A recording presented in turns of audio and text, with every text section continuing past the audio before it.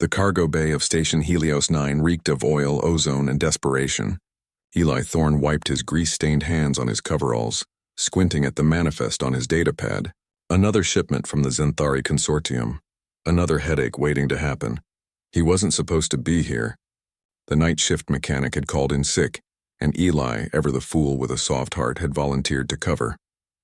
Now surrounded by crates of questionable origin, he wondered if his good nature would finally be his undoing. The largest container hummed with an unsettling resonance. Eli approached it cautiously, his boots echoing against the metal floor.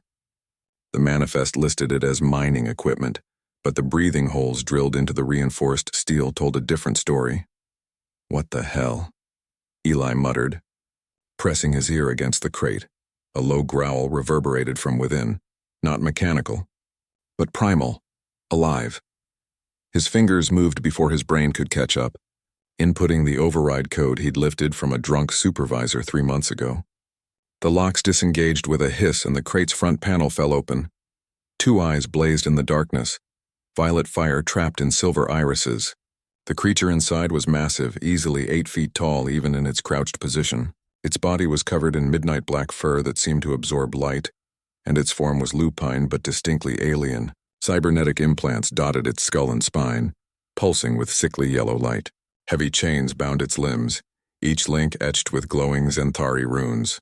A war guardian.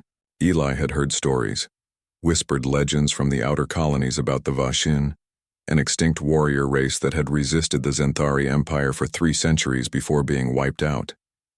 This creature should not exist.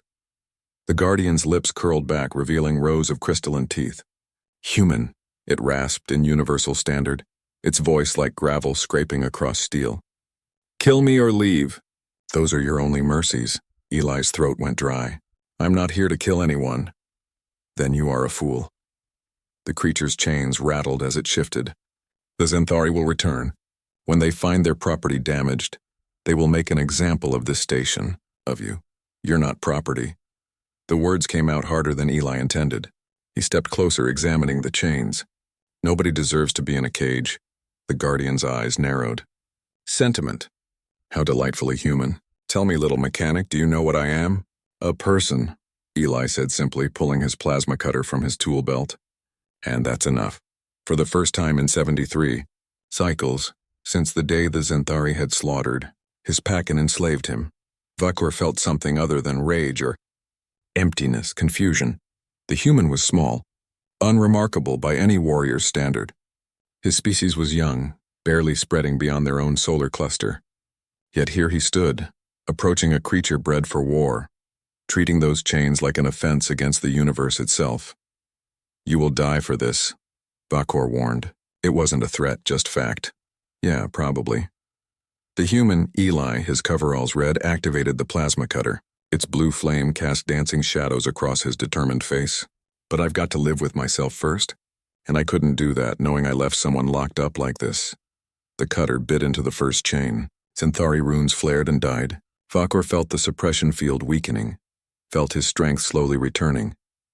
"Your empire will crush you," Vakor said, testing the words.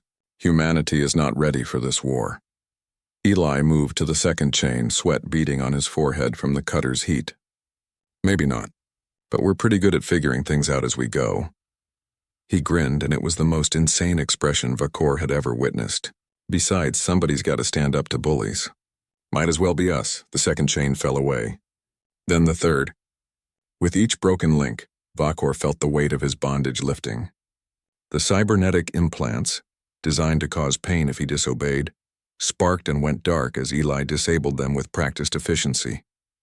"You are either very brave or very stupid," Vakor observed. "My mom always said I was both."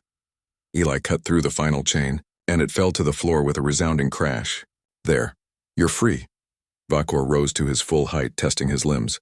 Power flowed through him like lightning through a storm. He could kill this human with a single swipe, could escape into the station's ventilation system, steal a ship, disappear into the black. Instead, he knelt. The gesture shocked them both. "What are you doing?" Eli asked, backing up a step. "By the old laws of my people," Vakor said slowly, his voice carrying the weight of tradition older than human civilization. The one who breaks the chains becomes the anchor. You have freed me, Eli Thorne. My honor demands I repay this debt. I don't want... This is not negotiable. Vakor's eyes blazed brighter. You have chosen to make an enemy of the Zenthari. You will need a war guardian whether you wish it or not. Eli opened his mouth to argue, then closed it. His datapad chirped. Incoming vessels, Zenthari signatures. They'd been detected. How many can you take? Eli asked, his voice surprisingly steady. Vakor's lips pulled back in what might have been a smile. How many do they have? The answer, as it turned out, was 12 Zenthari shock troopers in full combat armor. Vakor tore through them like a hurricane through kindling. Without the suppression implants, he was death incarnate, a blur of claws, teeth, and ancient fury. Eli provided support, using his knowledge of the station's systems to seal corridors and vent atmosphere at strategic moments. When the last Zenthari fell, Vakor stood among the carnage, breathing heavily. Eli leaned against a wall, his hands shaking. We need to run, Eli said. They'll send more. Yes. Vakor extended a clawed hand. And we will face them together. You have made yourself humanity's first true enemy of the Zenthari Consortium. They will come for you with everything. Eli stared at the offered hand, then at the massive alien warrior who had somehow become his responsibility and protector in the span of 30 minutes. He thought about his quiet life, his small apartment, his simple dreams. Then he clasped Vakor's hand. Guess I'm not fixing ships anymore, he said. Vakor's expression softened, barely perceptible. But there. No, Eli Thorne. Now you will help me free others, and perhaps in doing so you will teach the galaxy what it means to be human. As alarms blared and Station Helios 9 prepared for evacuation, a humble mechanic and an ancient war guardian departed into the dark. The first strike in a war that would reshape the known universe. Because humans, as the Zenthari would learn, had one fatal flaw. They couldn't stand to see anyone in chains, and they were very, very good at breaking things.